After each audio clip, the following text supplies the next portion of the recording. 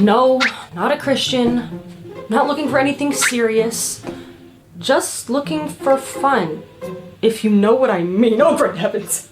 Father, forgive them, for they know not what they do. What is going on in here? Oh, just my hopes and dreams of finding a man of God being crushed before your very eyes. Okay, that is sad.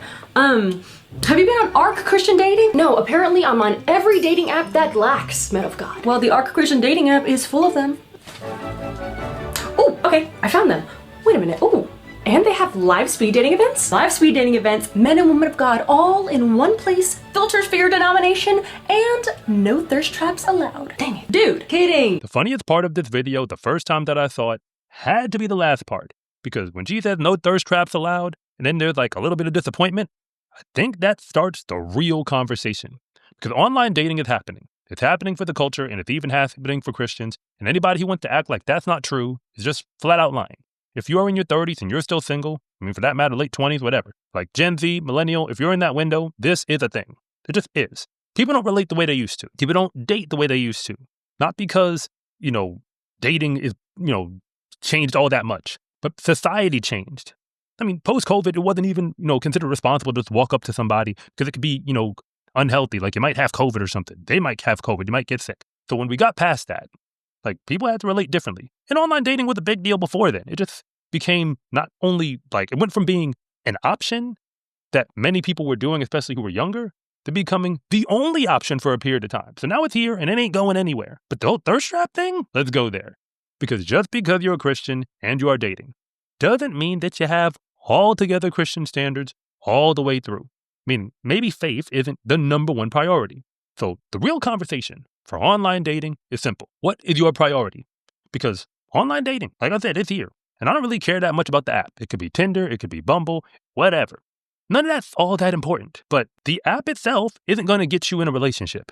You still have to interact. So the same way that you could speed date, the same way that you could go out and meet people on a college campus, if that's the age and stage you're at, same way you can meet people at a church event, all of that involves talking to people and making decisions. The difference is that online dating exposes you to a whole bunch of people, many of which are likely not going to be Christians. So you actually have to have real standards to help filter that out. But even if you were in a church environment, just because someone's there doesn't mean that they're really serving God. A large percentage of people who call themselves Christians don't even attend church regularly, less than half. I just looked up this data, Pew Research, that's more or less where it lands. We didn't even ask what you believe yet. We just determined whether you go to church. So the online dating situation, because I've heard pastors say, just don't do it. It doesn't work. They're kind of demonizing it, throwing it over to the side. I don't think that's all that helpful. On a personal level, I don't. People are going to do it. And the real question is, how do we navigate it? Not just will they or won't they. Her video is based on the assumption that people are using the apps. If you go look up, the top ways that people meet on the way to marriage, guess what? Meeting online is very far up there. If the internet wasn't invented, and if we didn't have the ability to communicate and interact and, with all of that, the wife that I have, I wouldn't be married to her. So trust me, I have no qualms when it comes to dating apps. The challenge with them, because I've used them in the past, dating has always been set up with the idea that there's something better out there. But now, the something better is in your face, swipe, swipe, swipe, swipe. And what people really want to believe about the dating apps, her video, what makes it funny is there's this whole, you kind of get addicted to the swiping, you're sitting there and you're kind of going through all these people. You just have more access than people have ever had in the past. And then what they really want is they want to find that match. But if you're new here, I want to say thank you for even making it this far into the video. My name is Ezra, and if relationships that actually work are really what you want, I believe anybody can have it if you ask the right questions.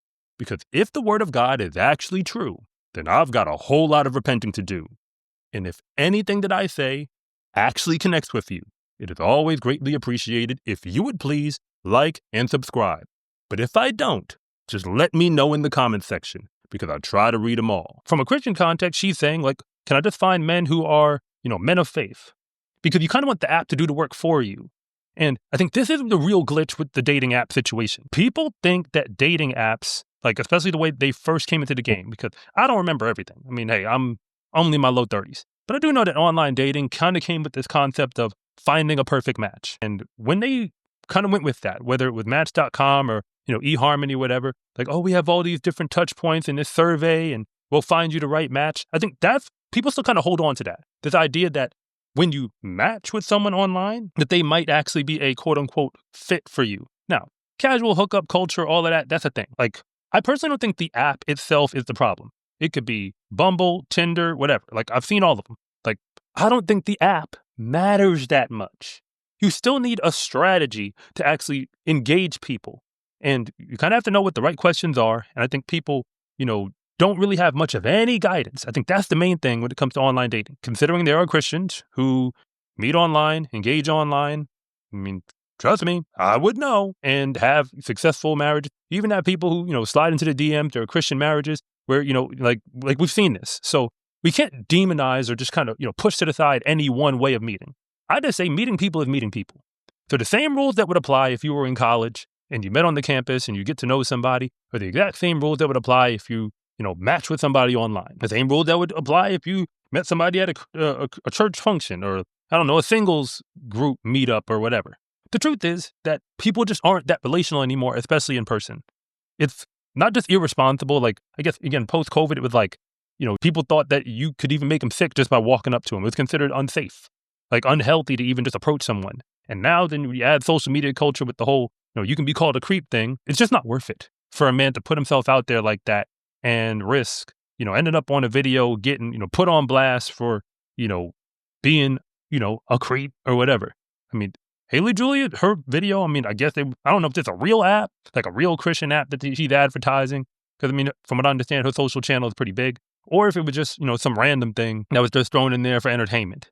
Either way, even if you had a Christian app, just saying that you're a Christian doesn't mean that much.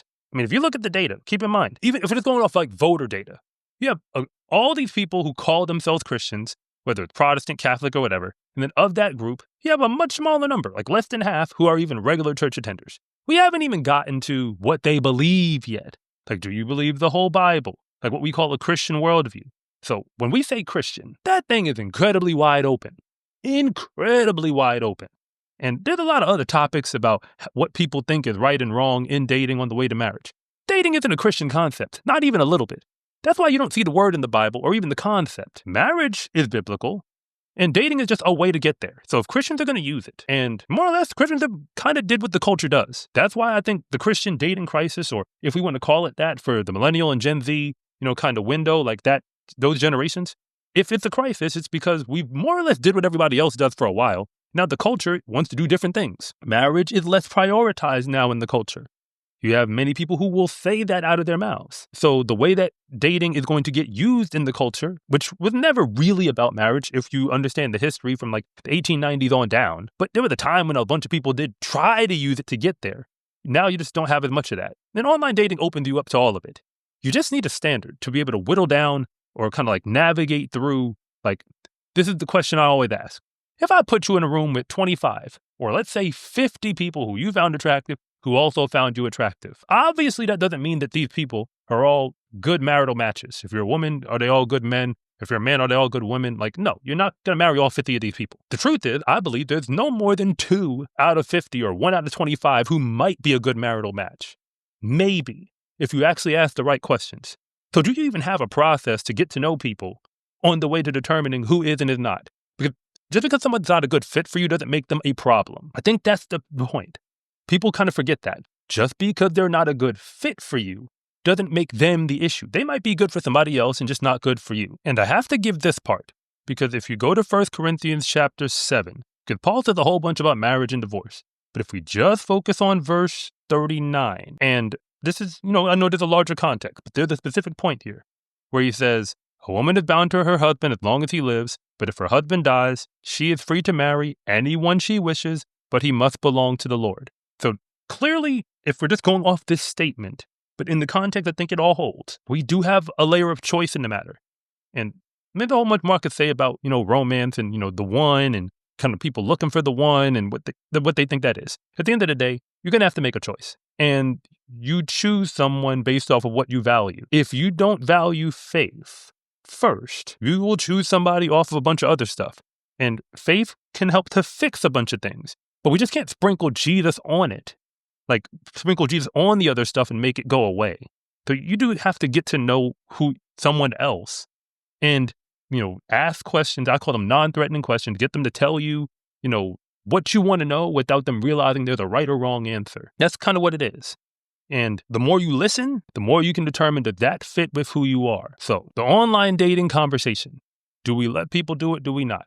Look, they're doing it. If you're in this new generation, if you're still single, especially if you're in your 30s, online dating is likely just going to be an option. It might even be probably a preferred option. A lot of people are meeting through it. Some people are getting married through it.